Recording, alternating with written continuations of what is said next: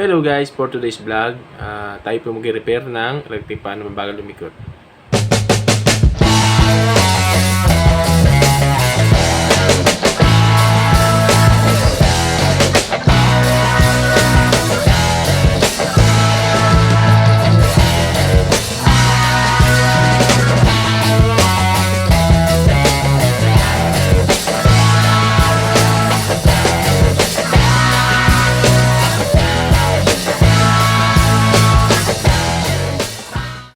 Hello guys, for today's vlog, tayo po yung mag-repair ng electric fan na mabagal lumikot.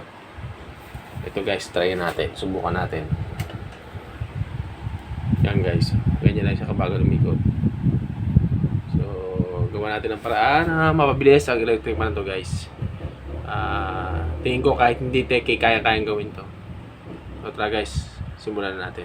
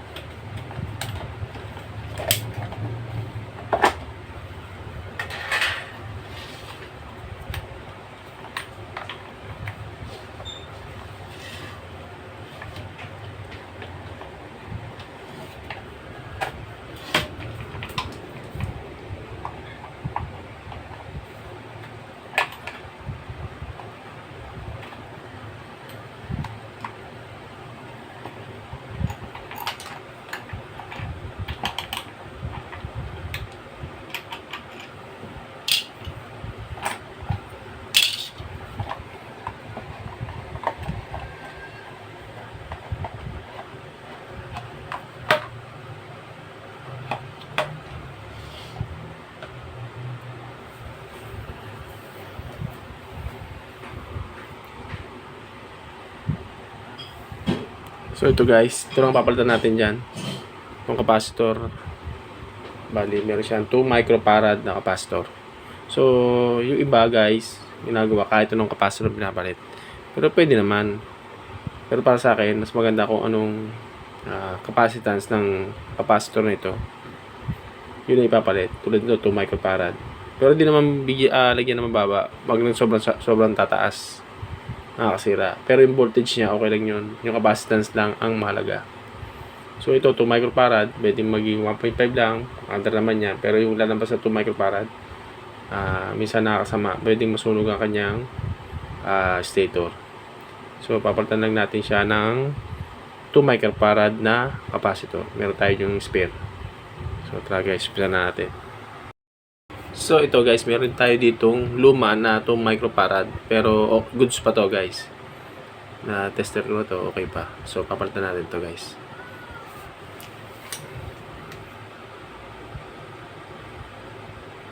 Bali, hindi na natin siya solder guys. Bago ko nga pala palitan, atin munang linisin. So guys, babalikan ko na lang kayo kapag nalinis ko na. Nabaklasan natin yung lumang capacitor. So lalagyan natin yung ating pamalit. So yan, nalinis na natin guys, nilinis na natin.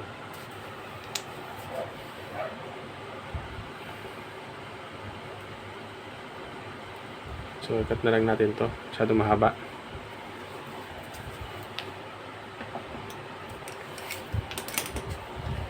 So cut natin ang kalahati.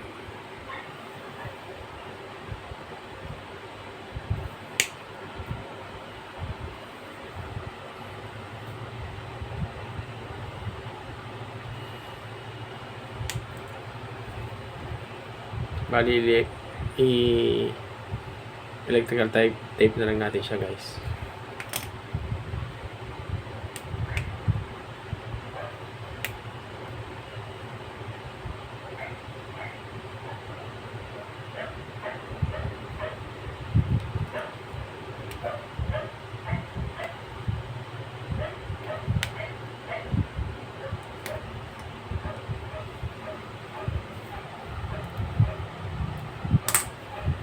Kapit natin siya ng electrical tape.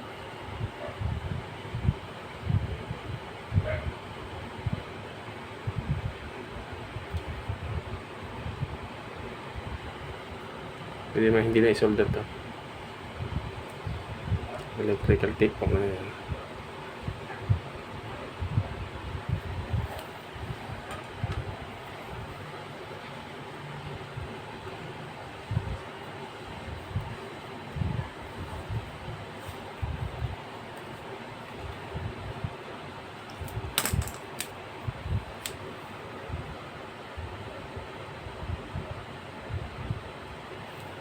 Make sure lang natin na ayos yung pagkaka-twist ng ating wire para hindi agad lumakalas, para hindi mag-loose, kasi pagka nag-loose yan, iinit yan, hindi makakasama din agad sa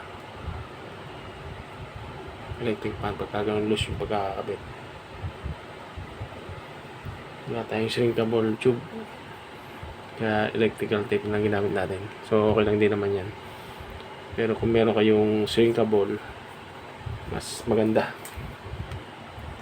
Shrinkable tube ang ating nilagay. Mas malinis kasi tingnan. Since wala tayong shrinkable tube, so ito yung electrical tape.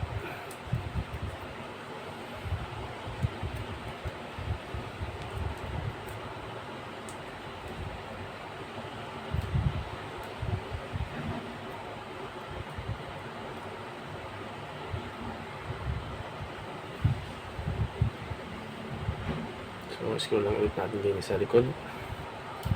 Balik yung screw nya. Malaga sa electric fan guys, at least weekly malinis. Nililinis siya, tsaka nilulubricate. Lubricate, sorry. Nilalangisan yung mga ano niya. Naringilan lang yan dyan sa gilid. Sige natin guys.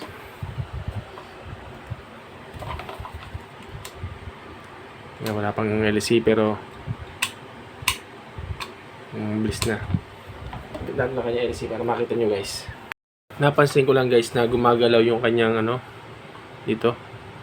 Yan o. Gumagalaw. Maaari masira yung mga wire ng kanyang coil sa stator. So, tagyan natin ang tie wire dito. O kaya din eh. Huwag din masyadong ano, baka mahila. Pag nahila yan, maaari masira. Medyo maluwag yung pagkakalagay nung lock nya. Ito na tie wire, ng tie wire. Mas mahigpit to, hindi basta-basta mahihila. So, since ito, sira na rin yung kanyang, so, sira na, putol na. Pagta natin ito. Luma na puti pero not same color pero okay lang yan. Para at least kasi pag hinila ito natatanggal, ito hindi naman natatanggal kasi buo pa siya. So buuin muna natin guys, tapos testingin natin. Guys, pati pala ito isira na. Yung pinakalock ng kanyang ano, screen. Kasi bitaw na, delikado to. Pagtan na rin natin.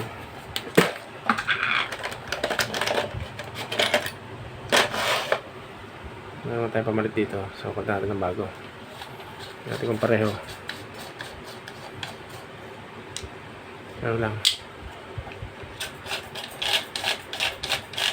Ang maluwag.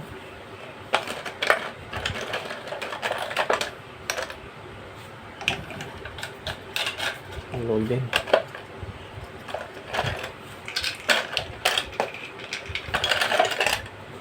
Ito. Yan. Pareho ito. Lost thread na yung luma. Ayan. So, ito mga pinalitan natin. Ito mga pinalitan natin guys.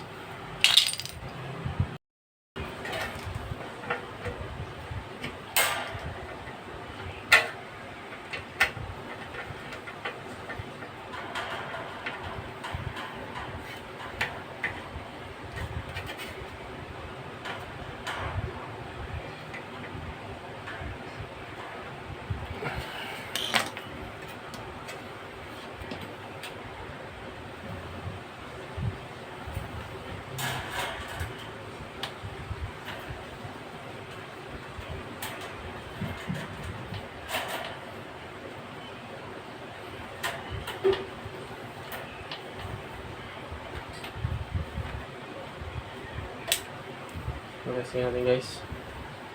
Subukan natin kung bilis na. So, yan. Number 1. Number 1 pa lang yan guys. Number 2. And number 3. Aking pagbabago. Swing.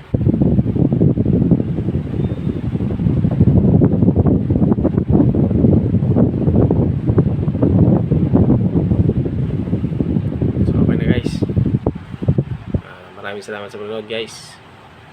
Sana sa susunod na video ay nandiyan pa rin kayo manood ng aking mga simple DIY repair